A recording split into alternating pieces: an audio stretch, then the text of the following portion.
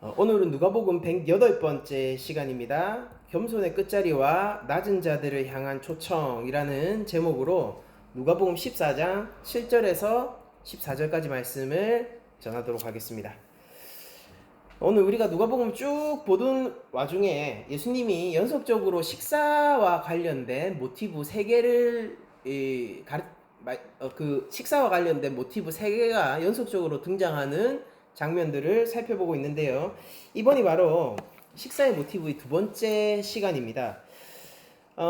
우리들이 잘 알고 있는 비유가 이 시간 등장하게 되는데, 바로 예수님이 그 식사 자리에서 수종병 든 사람을 고친 이후에 그 식사 자리가 계속 진행되었던 것 같아요.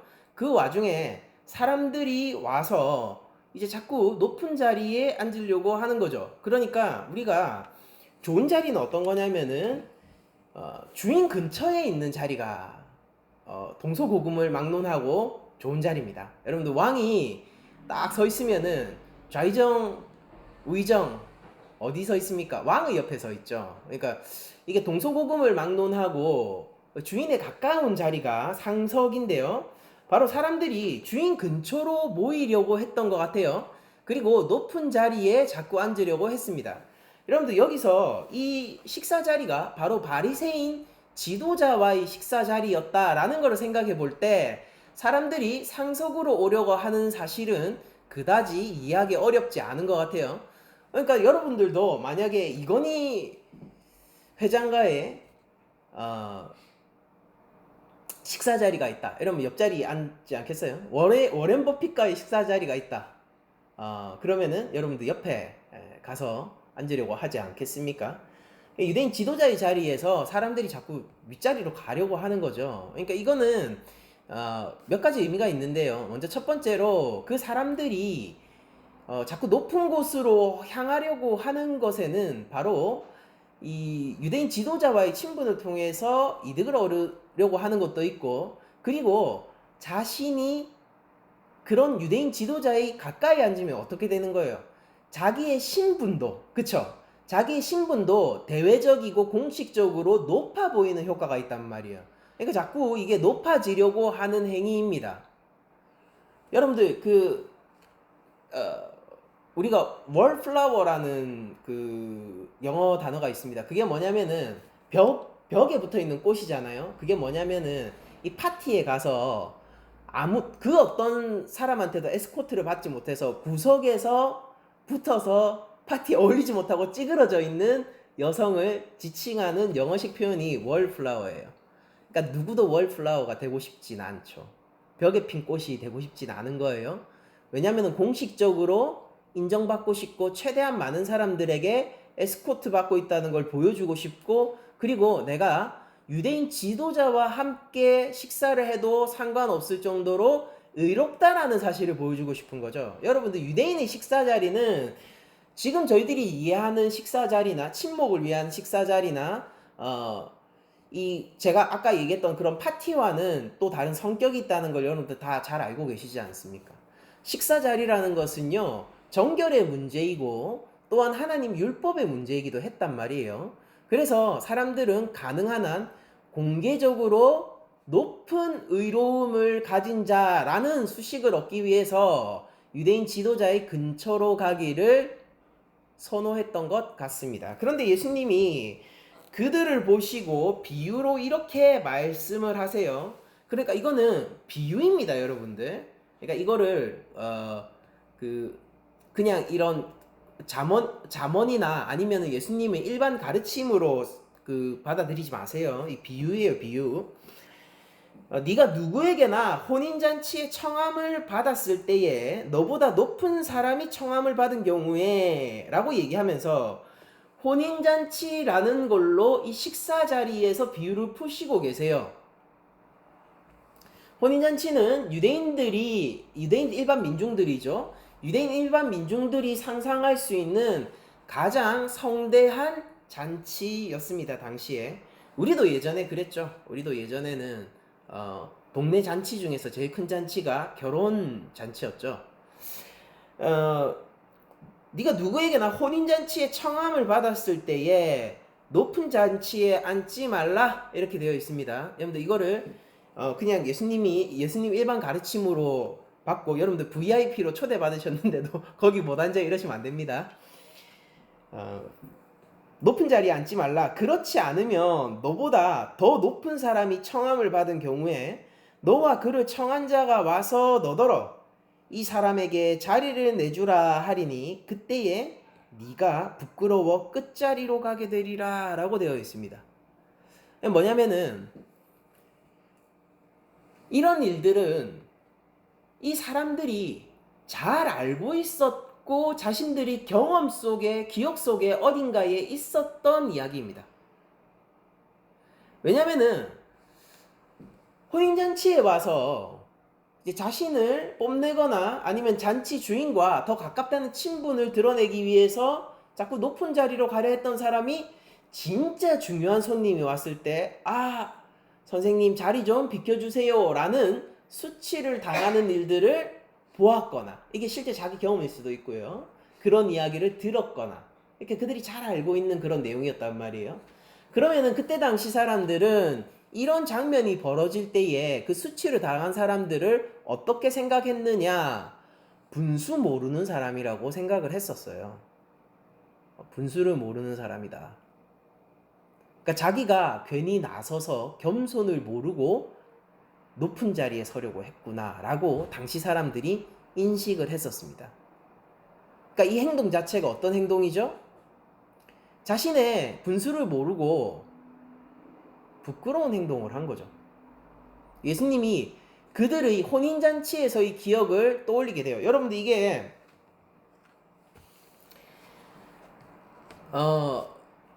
우리가 하나님 앞에서도 이런 일들이 부지기수로 벌어질 수 있다는 것을 기억해야 돼요. 많은 사람들이 이렇게 생각을 합니다. 어떤 거냐면은 저기 높은 곳에 서서 강단 위에 서서 왜 거대한 어떤 집회 같은데 초청이 돼서 몇만 명 앞에서 때로는 몇만 명 앞에서 설교를 하는 어떤 그런 목사님 혹은 간증을 하는 사람들 그리고 멋진 시상식에 서서 하나님께 영광을 돌리고 서 있는 사람들 그런 사람들을 보면서 이제 그 사람들이 잘못됐다는 게 아니에요. 여기 포인트를 잘 짚어가세요.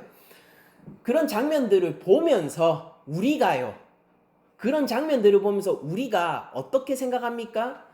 저 사람은 특별한 영적인 은사가 있고 특별히 높은 믿음의 수준과 경지에 올라서 저 자리에 있구나 라고 생각하면서 나도 저 자리에 올라가야겠다라고 생각을 하는 경우들이 생긴단 말이에요.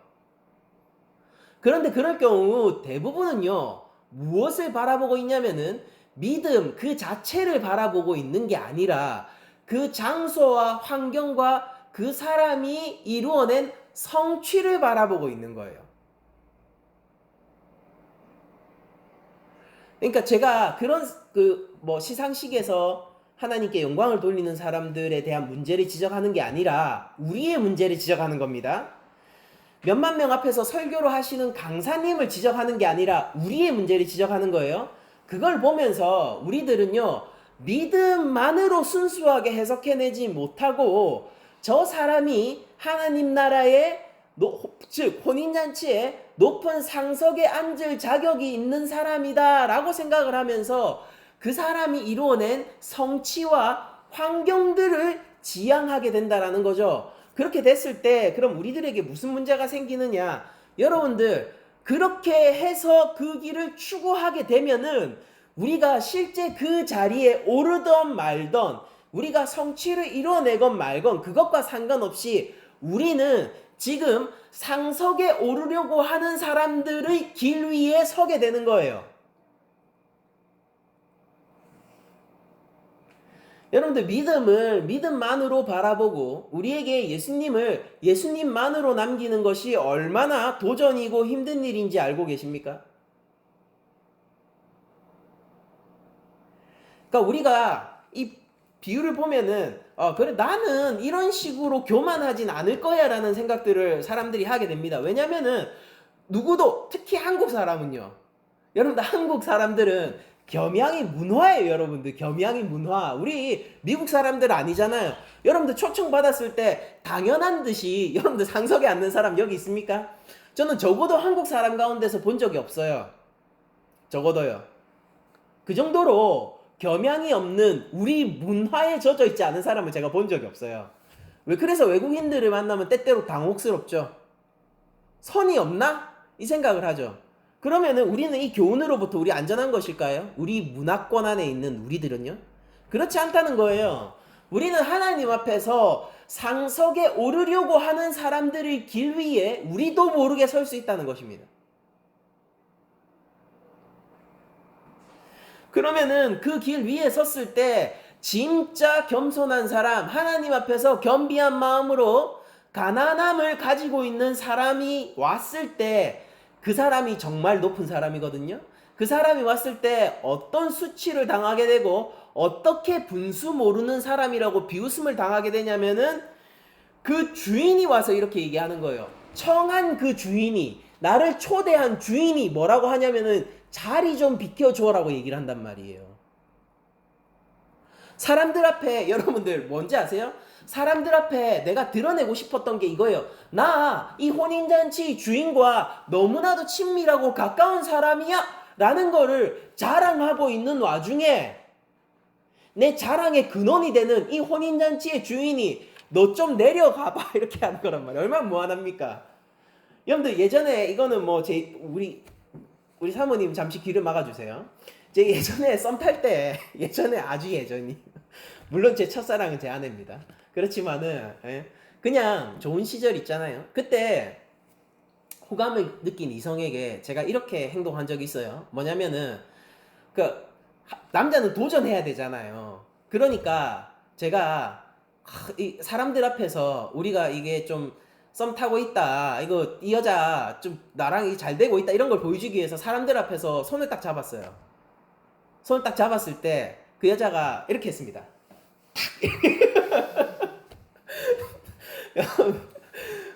여러분들 수치를 당하고 그날 저는 아무런 의기소침. 여러분들 이 정도로도 우리는 이런 수치를 당해요. 여러분들 하나님 앞에서. 여러분들 하나님 앞에서 생각해 보세요. 하나님 앞에서 하나님, 제가 당신의 자랑스러운 자녀입니다. 라고 나아가면서 하나님에게 막 허그하고 안고 주님 앞에서 주님, 제가 주님을 위해서 제가 뭐까지 한 줄 아세요? 제가 앉은 자도 고치고 주님의 이름을 걸고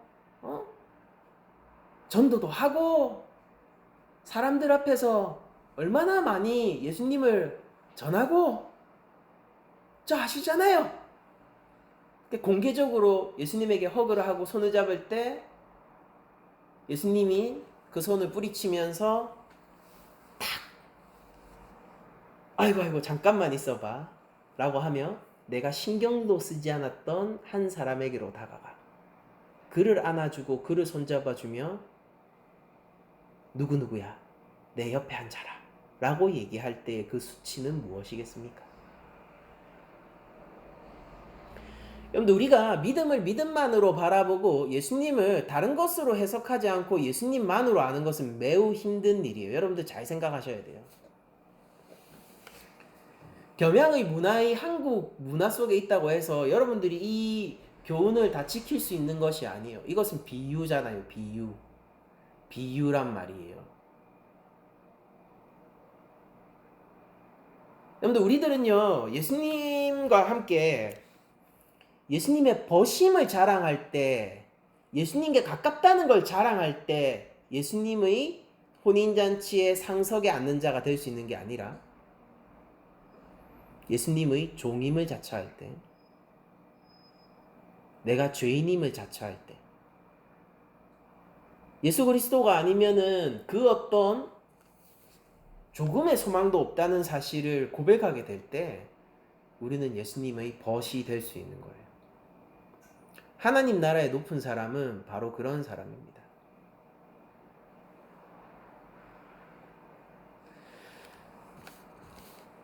여러분들 진짜로 하나님이 아끼는 사람은요, 정말로 하나님이 사랑하시는 사람은요, 공개적으로 드러내놓고 보여주지 않는다는 사실을 아십니까? 왜냐하면 그는 가장 빛도 없고 이름도 없는 그곳에서 헌신하고 있기 때문이에요. 여러분들 선교 사역하는 사람 중에서 가장 하나님 앞에서 큰 선교 사역을 하고 있는 사람은 아이러니하게 그 실명이 밝혀지지 않아요. 어느 국가에서 선교하고 있는지도 알려지지 않습니다. 그런 선교사님들이 있어요. 중국에서 한창 선교를 할 때에 한 선교사님은요, 자신이 중국에서 선교하고 있다는 사실을 자기 측근들 외 한국 교회에서 아무도 몰랐습니다. 중국 사람들도 몰랐어요. 그래서 선교할 수 있었어요. 무슨 말인지 아세요? 무슬림권에서 선교하는 선교사님들은요, 자신이 어느 나라의 선교사인지 밝히지 않고 한국 교회에 자기의 얼굴이 담긴 사진을 보내지 않아요. S 선교사님이죠. 그럼 우리 상상해요. 신 선교사님인가? K 선교사님. 그럼 김인가 강인가 생각하죠. 여러분들,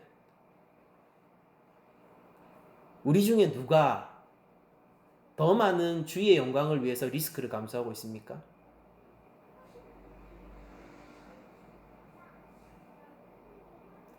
때때로는 제가 예전에 그 우리 토크 콘서트에 모셔왔던 그 목사님 계시죠? 목사님 뭐 때문에 개척했습니까? 알코올 중독자 한 사람 때문에 개척했어요. 그것 때문에 그 알코올 중독자의 삶이 바뀌었어요. 병원을 가게 됐고, 정부로부터 칩을 받게 됐고, 그러니까 영구 임대죠. 뭐 달달이 돈은 나가지만은 이전과 비교할 수 없는 생활 환경을 얻게 됐고, 술을 끊으려고 노력하고 있고, 그러니까 그대로 1년 더 지났으면 죽었을 사람이에요. 누가 압니까? 아무도 몰라요. 아무도 모른다고요. 누가 하나님 나라의 혼인잔치에서 상석에 앉게 될까요?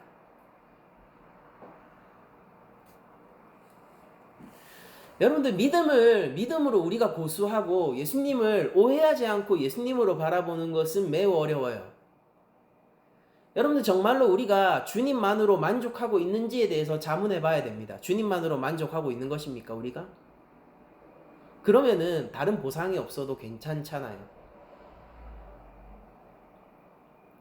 우리가 정말로 주님을 똑바로 알고 있는 것입니까?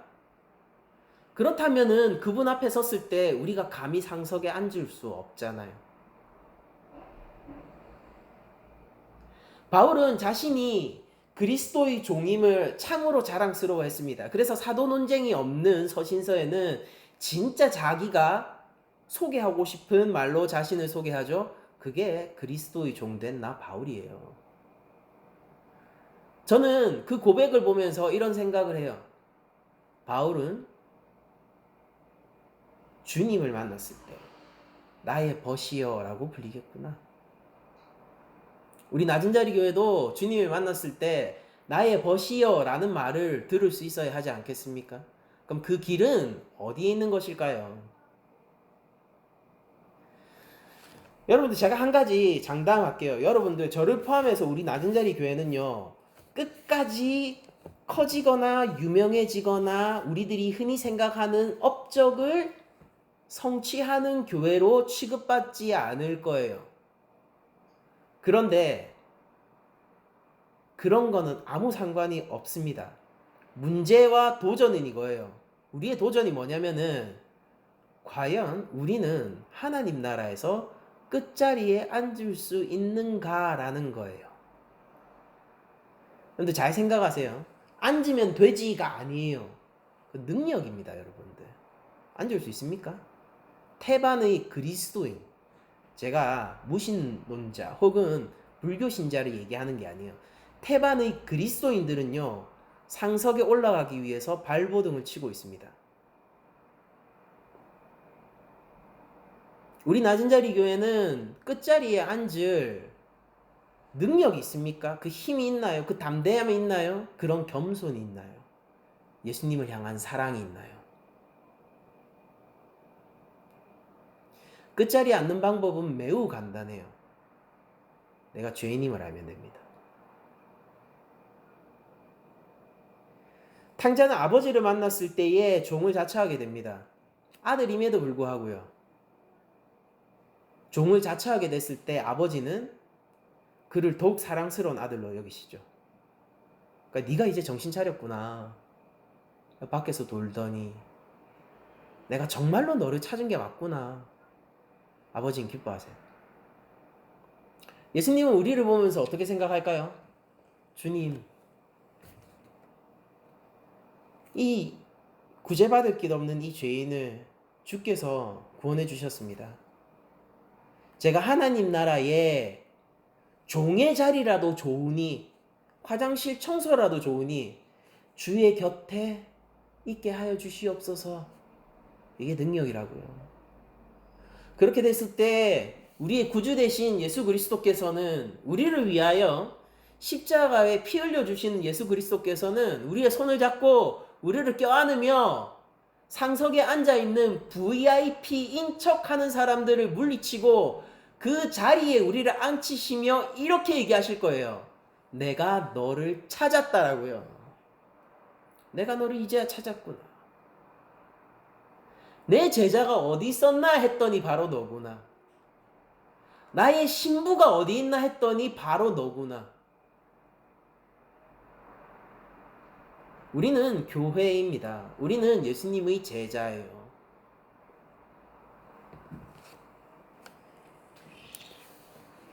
우리는 사람들 앞에서 스스로 영광을 추구하는 자가 아니라 주께서 우리를 높여주셔야 비로소 영광이 증명되는 자들입니다. 주님이 우리를 끝자리에서, 우리 이름도 낮은 자리 교회잖아요. 이거 본문 여기서 따온 거예요, 우리 교회. 그러니까 우리를 끝자리에서 주께서 높이실 때에 우리가 영광을 받아야 된단 말이에요. 여러분들 양으로 계속 있으실 수 있느냐 이 말입니다. 늑대 가운데서 여러분들 똑같은 늑대가 되지 않고 양으로 있으실 수 있느냐라는 거예요. 여러분들 대한민국 2023년 이 대한민국을 살아가면서 여전히 하나님 나라의 국민이냐라는 것을 묻고 있는 거예요. 이 향방 없는 이 세상 속에서 여러분들이 여전히 예수님의 십자가 길을 따르겠냐라는 챌린지입니다.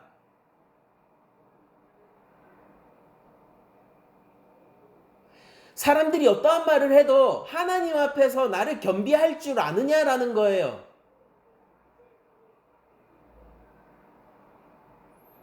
우리는 죄인입니까? 나는 죄인입니까? 우리 낮은 자리 교회는 하나님 앞에서 어떤 존재이죠? 낮은 자리 교회가 하나님 앞에서 영광스러운 주의 교회가 되고 하나님의 놀라운 주의 자녀가 되기 위해서 우리들은 어떻게 행동해야 되냐면은 아버지께 돌아온 탕자처럼 행동해야 되는 거예요. 그게 합당하니까요. 그리고 그거는 하는 척 한다고 진짜 되는 게 아니라 그거 첫째 아들 이미 하고 있었잖아요. 겸손한 척, 끝까지 인내하는 척 하고 있었잖아요. 그렇게 내가 하는 척 한다고 해서 진짜 종이라도 되는 게 아니라 정말로 그 고백을 해야 된단 말이에요. 그렇게 하려면 나의 죄인됨을 알고 하나님의 십자가 사랑을 알 때만 우리가 그것이 가능하단 말입니다. 그러니까 처음으로 다시 돌아가는 거예요. 백투베이지 그냥 복음인 거예요. 예수님을 믿어야 된단 말이에요. 예수님을 믿어야 된단 말입니다. 우리가 죄 사함을 받았습니다. 우리에게 죄가 없으면 사함이 왜 필요합니까? 우리가 스스로 영광의 자리에 올라갈 수 있으면 예수님은 왜 필요하죠? 예수님이 왜 십자가에 달리셔야 했죠?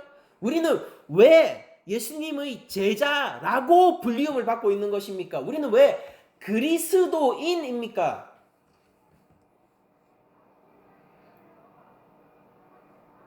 끝자리에 앉는 능력이 무엇입니까? 하나님의 사랑을 더 깊이 아세요. 내 영혼의 부족함을 더욱더 깊이 아십시오. 그 가운데서 하나님을 찬양하며 즐거워하며 그 영광을 붙들고 가십시오. 그게 끝자리에 앉을 수 있는 비결이에요. 끝자리에 앉아야지 상석을 추구하는 자들입니다, 여러분. 끝자리에 앉아야지. 왜 끝자리에 앉고 싶어요? 나중에 높은 자리에 가고 싶어서 그렇죠.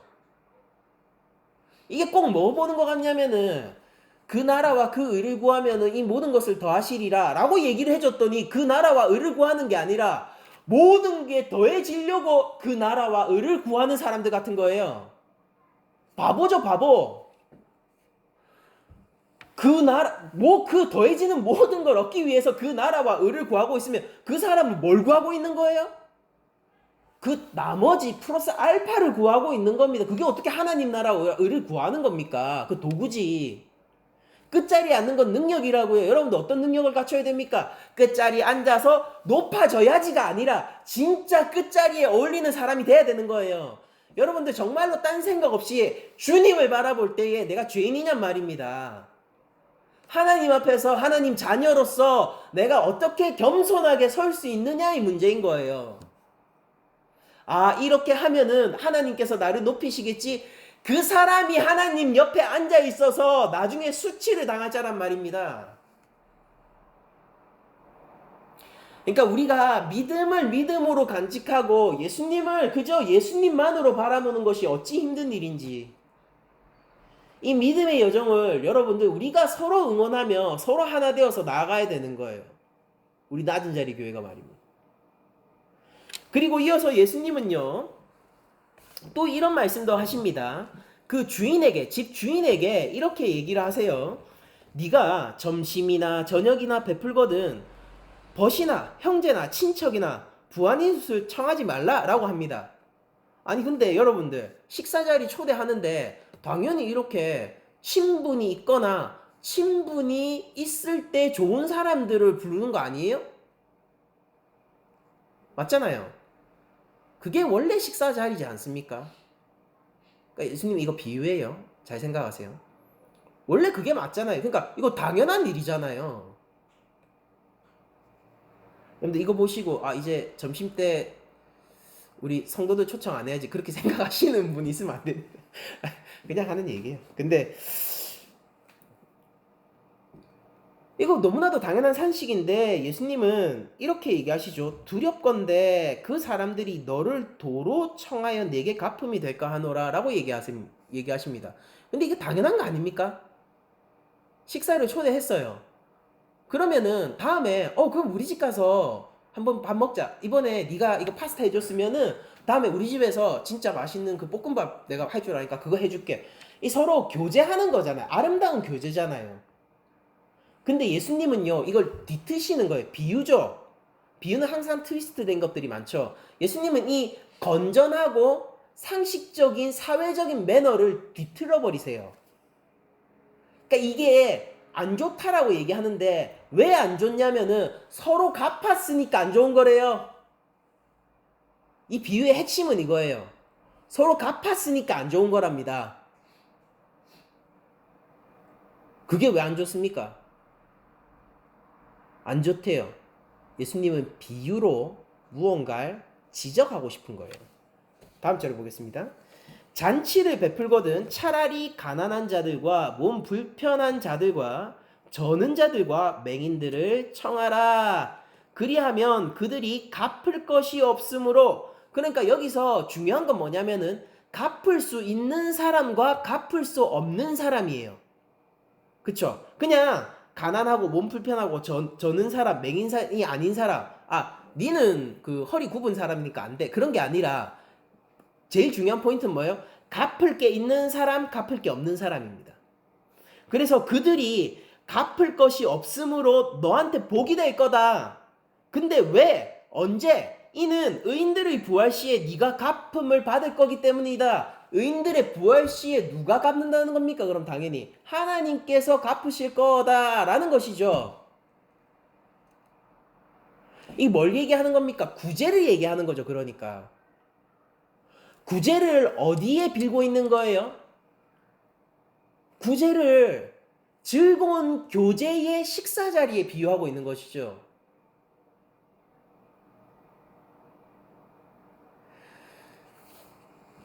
여러분들 우리가 하나님 앞에서는 어떻게 해야 되죠? 하나님 앞에서는 끝자리 낮은 자리에 앉은 자가 되어야 돼요. 왜냐하면은 주께서 거기 계시거든요. 그럼 우리가 이웃들에게는 어떻게 해야 됩니까? 하나님 사랑이 그렇다면은 하나님 사랑의 관점에서 우리들이 끝자리에 앉는 자가 되어야 된다면은 이웃 사랑의 관점에서는 어때요? 하나님의 놀라우신 사랑을 가지고 있는 주인으로서의 삶, 청지기로서의 삶에서는 어떻게 해야 되냐고요? 이 땅에서 갚음을 기대하지 마시고 하나님이 갚을 것을 기대하라는 겁니다. 이게 우리 종말론 신앙이에요.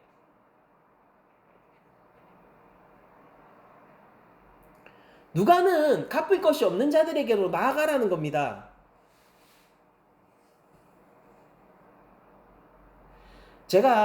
여러분들 제가 그 목요일마다 구원론 그 모임을 가시는 거 알죠? 제가 인도하고 하는데 거기에서 안타까운 소식을 하나 들었어요. 이 집사님이 거기 계신 집사님이 얘기를 해주는데 자기가 그런 얘기를 들었답니다. 뭐냐면은 개척교회를 좀 힘든 교회였대요.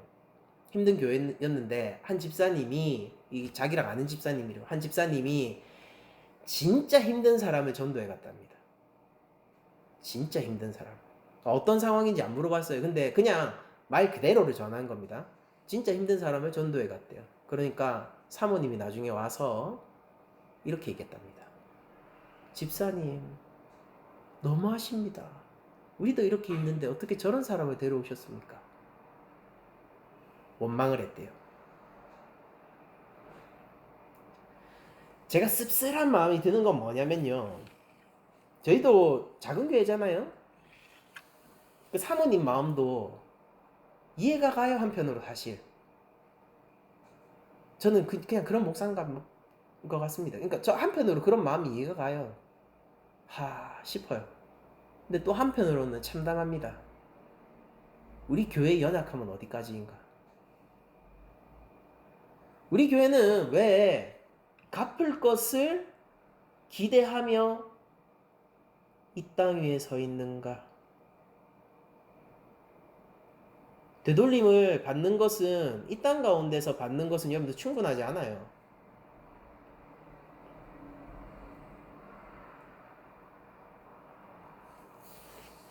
상석을 추구하는 사람들이 대부분 이걸 바라는 겁니다. 여기서 갚음을 하나님이 갚음을 해주시겠지? 받아야지 이렇게 하는 거예요. 내가 A만큼 노력했으면은 하나님이 A 다시만큼 나를 세워주셔야 되죠. 여기서.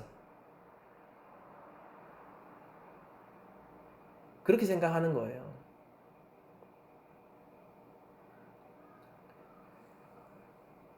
그냥 할 일을 하는 겁니다, 우리는. 그냥 할 일을 하는 거예요. 예수님은 비유로 이 즐거운 교제의 식사 자리를 뒤트셨어요. 더 즐겁고 더 갚음을 많이 받는 식사 자리가 있는데 그게 뭐냐면은 갚을 것이 없는 사람들과 함께하는 식사 자리랍니다. 왜냐면 의인들의 부활의 날에 하나님이 갚아줄 거라서. 이제 문제예요. 여러분들 하나님을 믿으십니까? 예수님의 재림을 믿으세요? 우리 몸의 부활을 믿습니까? 우리가 영원 가운데서 주를 찬양하며 살 것을 믿으십니까? 사도신경 고백했습니다. 몸이 다시 사는 것과 영원히 사는 것을 믿사옵나이다. 때때로 우리 주변을 보면은 우리 교회가 이 고백을 매주 하지만은 누구도 이걸 믿지 않고 있는 것처럼 보여요. 예수님을 어떤 분으로 생각하는지 잘 모르겠다라는 생각이 들 때가 있습니다. 하나님 앞에서는 우리가 겸손의 끝자리에 앉아야 합니다. 사람들 앞에서는 낮은 자들을 향해서 초청을 보내야 돼요. 왜냐면은 하나님이 그런 주인이시니까요. 예수님은 원수를 사랑하라 하셨습니다. 그래서 예수님은 원수된 죄인된 우리를 위하여 십자가에 못 박혀 죽으셨습니다. 친구를 위하여 생명을 내어놓는 것보다 귀한 일은 없다 하셨습니다. 그래서 이 식사 자리에서 벗이라 불릴 우리들을 위하여 자신의 생명을 내어주셨습니다. 갚을 것이 없고 파산당한 우리의 영혼을 위해 하나님은 독생자를 이 땅에 내려보내 주셨습니다. 이제 청지기로서 우리 어떻게 해야 하겠습니까? 우리의 주인께서 그렇게 하셨습니다. 이제 우리가 이웃들을 향해서 어떤 태도로 어떻게 나아가야겠습니까? 갚을 것이 없다고요? 그러니까 크리스천들은 변태예요. 갚을 게 없다고? 오, 좋아. 더 잘 됐어. 왜? 사람들이 물어보겠죠. 왜? 아, 부활 시에 하나님이 갚아주실 거야. 사람들은 미쳤다고 생각할 겁니다. 2023년 부산에 사시는 여러분들 그 말 해보세요. 진짜로 미쳤다라고 사람들이 얘기할 거예요. 근데 이게 믿음이에요. 이게 믿음이라고요.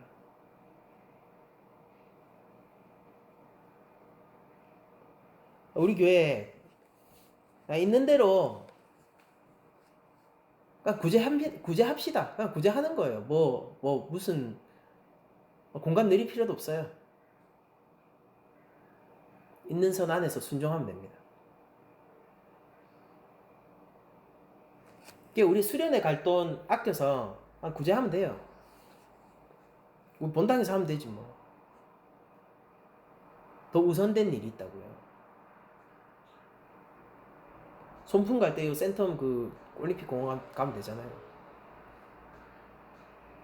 더 우선된 일이 있다고요. 왜냐면은 우리의 주인은 아무것도 없는 우리들을 초청하여 먹고 마시고 즐기게 하여 우리를 파송하시는 분이기 때문입니다.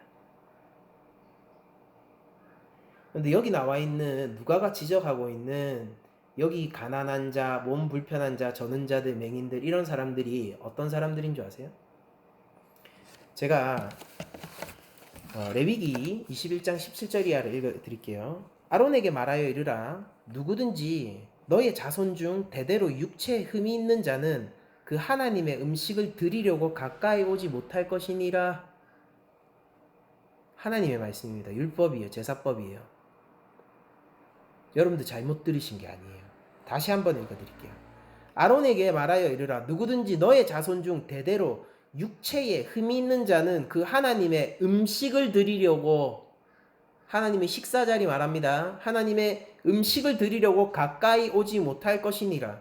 누구든지 흠이 있는 자는 가까이 하지 못할지니 곧 맹인이나 다리 저는 자나. 하나님의 성에 못 오는 사람들의 대표적인 모습이에요. 맹인이나 다리 저는 자나, 코가 불완전한 자나, 지체가 더한 자나, 팔 부러진 자나, 발 부러진 자나, 손 부러진 자나, 등 굽은 자나, 키 못 자란 자나. 여러분들 저도 못 갑니다. 그래서 눈에 백막이 있는 자나, 습진이나 버짐이 있는 자나, 고안 상한 자나, 제사장 아론의 자손 중에 흠이 있는 자는 나와 여호와께 화제를 드리지 못할지니, 화평이 없다는 화해의 제사를 못 드린답니다. 드리지 못할지니 그는 흠이 있은즉 나와서 그의 하나님께 음식을 드리지 못하느니라. 여기 나와 있는 사람들이, 누가가 지적하고 있는 사람들이 누구라고요? 하나님께 음식을 드리러 나오지 못하는 사람들요. 그럼 당연히 식사 자리에서 당시 유대 사회에서 이 사람들은 어떤 취급을 받겠습니까? 같이 식사해야 되는 사람이에요? 이방인들이에요. 이 사람들은 유대인들 이방인들하고 식사 안 하죠. 같은 유대인이라 하더라도 이 하나님께 음식을 드리기에 합당하지 못한 자는 당연히 식사를 못합니다. 그가 창기가 아닌데도 불구하고 말이에요. 그가 세리가 아님에도 불구하고 말입니다. 그는 무엇을 훔친 적이나 누구를 살인한 적이 없어요. 그래도 그는 식사 자리에 나올 수 없습니다. 왜냐하면 레위기의 이 말씀을 따라서요.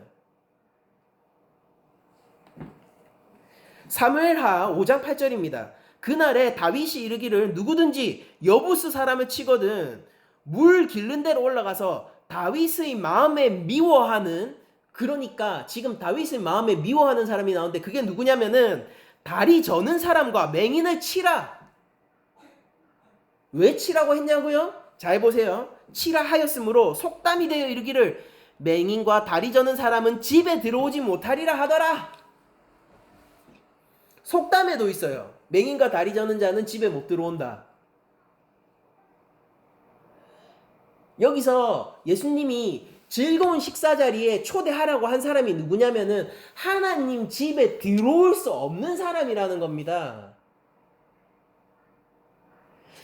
여기 그런데 따지고 보면요, 여기 있는 사람들 중에서 누가 하나님의 성회 앞에 음식을 드리러 올 수 있는 사람이 있어요? 유대인의 지도자입니까? 그는 실패했어요. 바리새인입니까? 그도 실패했어요. 대제사장입니까? 그도 실패했습니다. 누가 성공했습니까? 근데 그들은 성공한 척 앉아 있는 겁니다. 성공한 척 있다고요.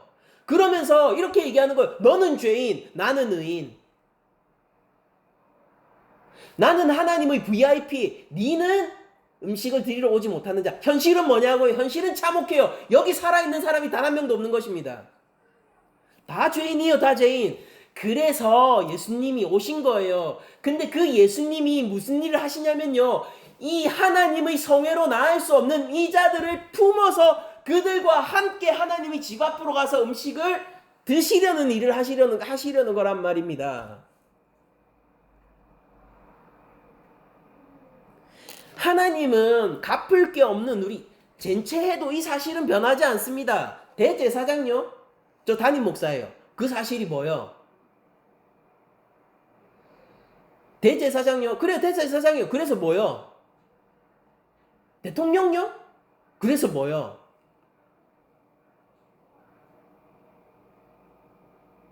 그래서 뭐요?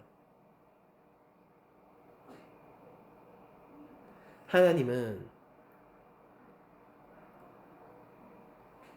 젠체하는 죄인들을 바라보시면서 안타까워하시는 거고, 이 참혹한 현실은 그 누구도 맹인과 다리 저는 자의 레벨에서 벗어나지 않는다는 것을 보여주고 있는 것입니다. 내 하나님은 예수 그리스도라는 초청자를 보내어서 하나님의 성회 앞으로 많은 이들을 끌어모아 잔치를 벌여주시는 분이란 말이에요. 자, 이제 우리가 그 식사 자리에 참여한 자, 예수님을 믿는 자, 하나님 앞에서 갚을 것이 없는 끝자리에 앉은 자로서, 그러나 주께서 나를 세워주셔서 그 옆자리에 앉아있는 자로서 이 땅 가운데서 무엇을 해야 되겠습니까? 명백해요. 여러분들 누구를 혐오하시고 누구를 증오하시겠습니까? 누가 죄인이고 누가 죄인이 아닙니까? 그러니까 여러분들 모든 것을 흐리고 가치 판단하지 말라고 하는 얘기가 아니라 여러분들 마음에 하나님의 사랑을 가지란 말이에요. 잘못된 거 잘못된 거고 잘된 거 잘된 거예요. 더 잘못된 것도 있고 더 잘된 것도 있습니다. 더 선한 것이 있는가 하면 매우 악한 것도 있는 거예요. 그러니까 우리 다 알잖아요. 다 아는데 제가 말씀드리고 싶은 건 뭐냐면은 그런 판단을 흐리게 하라는 게 아니라 날카롭게 판단하시되 사랑을 가지라는 거예요. 왜냐면은 우리를 구원하신 하나님은 죄인인 우리를 구원하셨기 때문이에요. 예수님이 이 땅 가운데 오셨는데 죄인인 우리를 위하여 이 땅 가운데 오셨기 때문입니다. 우리가 하나님 앞에서 내세울 것이 없다면은, 그러면은 우리도 내세울 것이 없는 사람들을 위하여서 끝날에 갚아주신 하나님을 기대하면서 일할 수 있는 거예요. 더 중요한 게 있는 겁니다. 더 중요한 게 있는 거예요. 저는 결코 하나님께서 높은 건축물을 가진 교회를 칭찬할 것이라고 생각하지 않아요. 다만 하나님을 따라 이 일을 행한 교회를 칭찬하겠죠. 아, 쟤는 말해봤자 안 돼. 말해봤자 안 되냐고요? 말해봤자 안 되는 거 잘 알죠? 왜냐하면 우리가 그랬잖아요. 예수님을 만나기 전 우리가 어땠습니까? 말했으면 됐습니까? 안 돼요.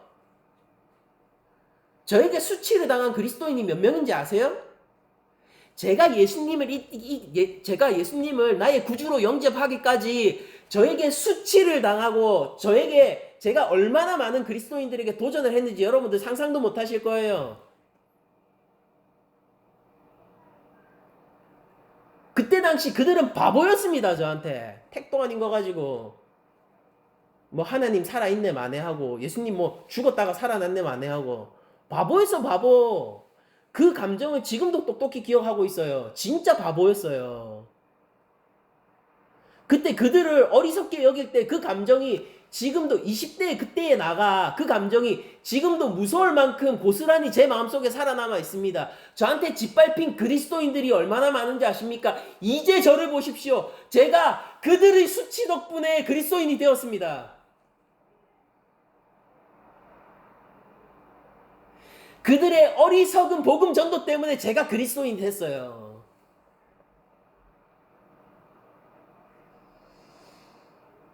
제가 무시하던 그 기도 때문에 제가 이제 말씀을 전하는 자가 되었습니다.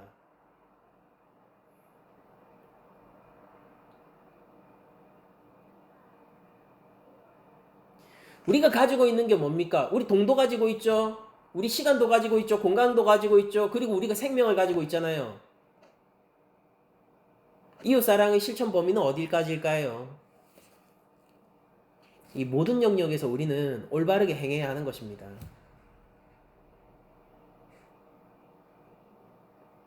여러분들 기억하세요. 우리의 이 일이 어리석으면 어리석을수록 좋아요. 하나님 나라를 기대합시다. 갚을 것이 없는 자들이 오면 올수록 좋습니다. 하나님 나라를 기대합시다. 하나님 믿고 있는 사람 몇 살이면 되는지 잘 모르겠습니다. 몸에 부활을 믿는 사람도 몇 살이면 되는지 잘 모르겠어요. 예수님이 나의 구주라는 사실을 인지하고 진짜 예수님 끝까지 믿어야겠다라고 결단하는 그리스도인이 몇 명 있는지도 잘 모르겠습니다. 그러나 우리 낮은 자리 교회는 그래야 합니다. 낮은 자리 교회는 믿음의 길 위에 서 있어야 돼요. 끝자리 앉으려고 노력하면 여러분들 끝자리 앉을 수 없어요.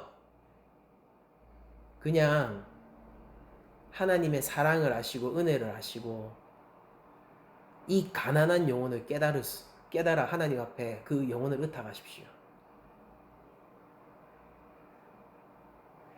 여러분들 이것저것 따지다가 우리는 하나님이 우리에게 명령하신 일을 아무것도 못하게 되고 맙니다. 우리는 그저 하나님이 우리를 불러주신 대로 그 자리에 서서 할 일을 하면 되는 거예요.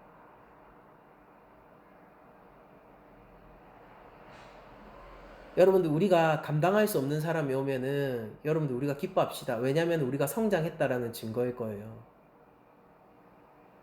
갚을 것이 없는 사람들로 교회가 가득 차면은 우리가 하나님을 찬양합시다. 우리에게 더 많은 것을 주시기 위해 하나님의 놀라우신 계획인 것입니다.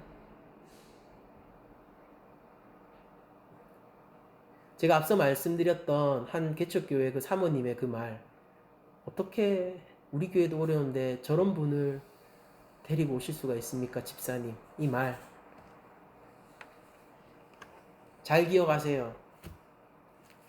그거를 비판하는 게 아니라 잘 기억하라고 얘기하는 이유는 뭐냐면은 그게 원래 우리예요. 맞다니까요. 저도 이해한다니까요.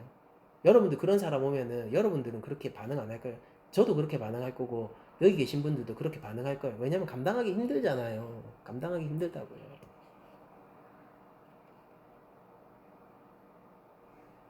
그런데 우리는 그런데 주님의 은혜가 있으면 주를 사랑하는 우리의 사랑이 있으면은 감당 가능해집니다. 어디에 의지해야 될까의 문제입니다.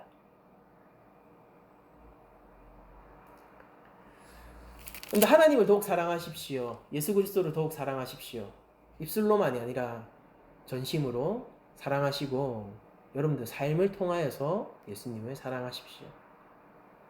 여러분들 그저 어떤 노력을 바라는 게 아니라요. 그저 그 구원을 아십시오. 그 구원을 아십시오. 죄인됨을 아십시오. 그럼 여러분들 끝자리에 서 있는 거예요. 그리고 우리를 구원하신 그 주 예수 그리스도의 사랑을 따라 갚을 것이 없는 자들을 찾아 나섭시다. 우리 낮은 자리 교회가 하나 되어서 서로의 믿음을 지지해주고 격려해주며 우리가 하나님 앞에서 합당한 일을 합시다. 여러분들 어리석다 여김 받게 될 걸 각오하세요. 수치당할 것을 각오하십시오. 편안하게 있을 것으로 그것으로 내 믿음이 지켜질 거라고 낙관하지 마십시오.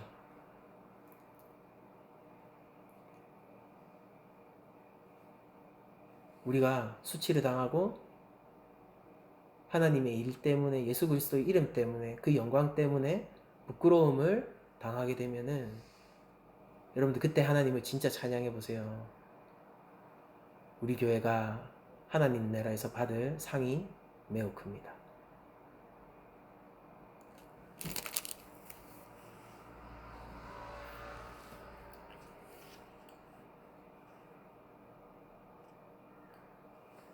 헌신은 나를 깎아내는 게 헌신이 아니라